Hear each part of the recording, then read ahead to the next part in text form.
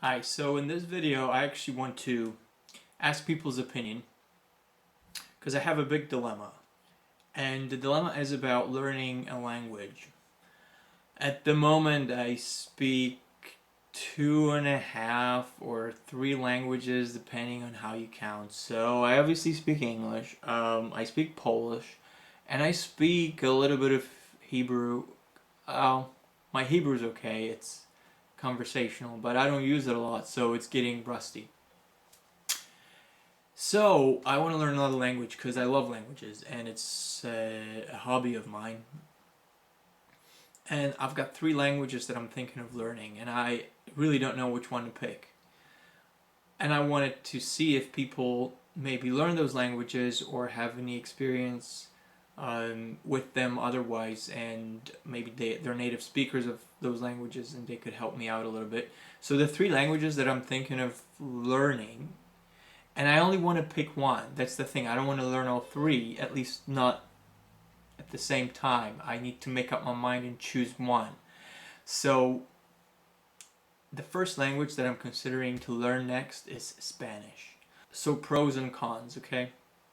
The pros of learning Spanish are such: it is easy, at least it seems easy to me after having looked at it and having watched a few lessons and just having been exposed to it by living in the States and having Spanish people here in the UK around me and just, TV, movies. I think, and music, I think it's pretty easy.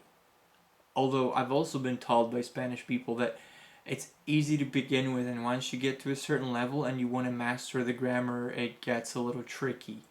Um, anyway, so it's practical, the second reason. Obviously, all of Latin and South America use it. Spain uses it, so a big chunk of the world uses Spanish, and it would be useful to know for that reason. So those are the pros and cons. So second is Arabic. Arabic has fascinated me for a while, and again, I've watched a few YouTube lessons. I've been to the Middle East. I've had some exposure to it. I've studied the alphabet. So I know the very, very, very basics of Arabic. So the pros of Arabic is it's useful in the Middle East. Duh. It's useful in parts of the world where there are um, larger Arab communities. So uh, there are, even in the UK, you could find Arab speakers. You could find them in probably big cities in the United States and other parts of the world.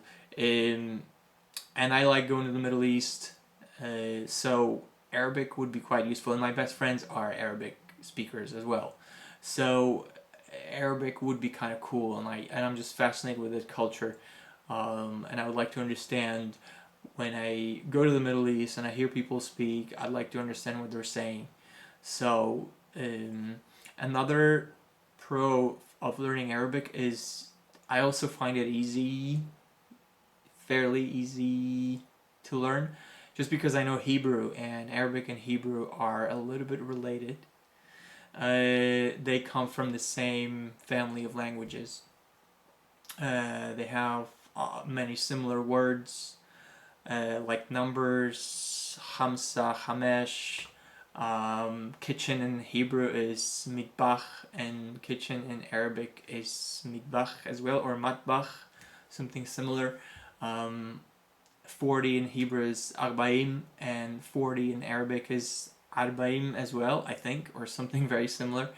So a lot of words are pretty similar. A lot of them are different, and sometimes you have a word that will mean one thing in Hebrew and another thing in Arabic. Like lahem. Lahem in Hebrew means bread, and lahem or lahem, whatever, something like that in Arabic means meat, I think.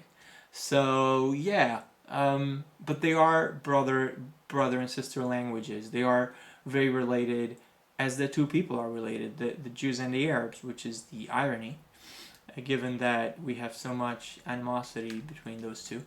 The languages are related, and it would be therefore easy for me to pick up on Arabic because I already know Hebrew. I know the Hebrew sentence structure and the alphabet, and when I did a couple of basic lessons in Arabic, I found it rather easy to pick up. So that's another language. Now the third option is completely out of the box. The third option is, ready? Korean. I like the Korean culture. I like South Korea as a country, and I would love to go there one day. Um, I'm probably like a tiny, tiny little closeted Korea boo because I sometimes catch myself. It's like it's becoming my new obsession. Very slowly, it's becoming my new obsession. Uh, I love Korean food. I watch Korean movies. I watch lots of Korean YouTube videos. Um, yeah, there's just something about Korea that interests me and draws me and captures my interest. So, the pros of Korean are that it's exotic, it's unusual, it's cool over here in Europe and in America, and pretty much the only people who know it are other Korean people. So it would be like an unusual language to learn, to know. From what I researched, it's the easiest of all the Oriental languages. So it's definitely easier than either of the Chinese languages, Mandarin or Cantonese. Korean has the easiest alphabet. It's only made up of, I think, 24 or 48, I can't remember. But it's made up of a very limited number of characters. The characters make sense, they're vowels and consonants, just like in a Roman language. Um, you put them together to get words and sentences. Um, so the alphabet is certainly easier to learn. So for example, in Japanese you've got 3 different alphabets, like go figure. And kanji has hundreds and hundreds of letters. So Japanese is out. Chinese is out. There's just too many signs. I will never learn Chinese. But Korean, I think Korean is definitely learnable, and for me, because I'm pretty lazy. So for a lazy person, it's like the language to pick if you want to learn an Asian language. And also, it would enable you to understand all the Korean movies, songs, Korean culture, Korean food, the writing. I could watch mukbang and videos and understand what the people mean when they eat and speak.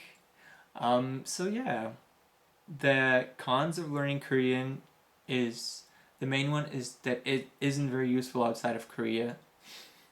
So once you go outside of Korea, you can't really do much with it except for speaking with other Koreans, and chances are that the Korean people who are outside of Korea speak English, so you wouldn't really need to know Korean. Although I'm sure they would like to speak Korean to you if you knew Korean well enough for them to use it comfortably. Uh, and the other con is that compared to the other 2 languages, Korean would be the most difficult of the 3. So I still don't know the Korean alphabet. I just know a few letters that I learned from YouTube. But I would have to learn the alphabet, and obviously it's completely unrelated to anything that I know. Um, the only thing I know how to say in Korean is 안녕하세요, which is hello, and that's about it. Whereas I can say a few other things in Arabic, kif halak, and I know a bunch of words in Arabic already. Um, but Korean would be just starting from scratch, and it would be like a baby learning a language. But on the other hand, that is kind of exciting. It's like a challenge. So I still don't know which of those 3 I will pick. Um, and as I'm planning on moving to California at the end of this year, I'm leaning towards Spanish just because Spanish will be present in California a lot. A lot of immigrants there are Latino, and they speak Spanish. Most of them speak English as well, But the ones who just came over, obviously their English isn't going to be as good, and it would be nice to speak Spanish. Where it would be nice to have people around you that I could practice with, and at the same time I could talk to them. And when you speak to someone in their native language and that person doesn't speak English very well, it just puts them at ease, and it's nicer for them if you know their language. And I could benefit by having free tutors everywhere. Not everywhere, but like the guy who's cutting your grass, he's probably Latino or Spanish or Mexican or Guatemalan, and I could practice my Spanish with him. So it would be like an extra benefit. No. So that was the video. So anyway, if you guys have anything to say about any of those 3 languages, feel free to share and comment. Thank you.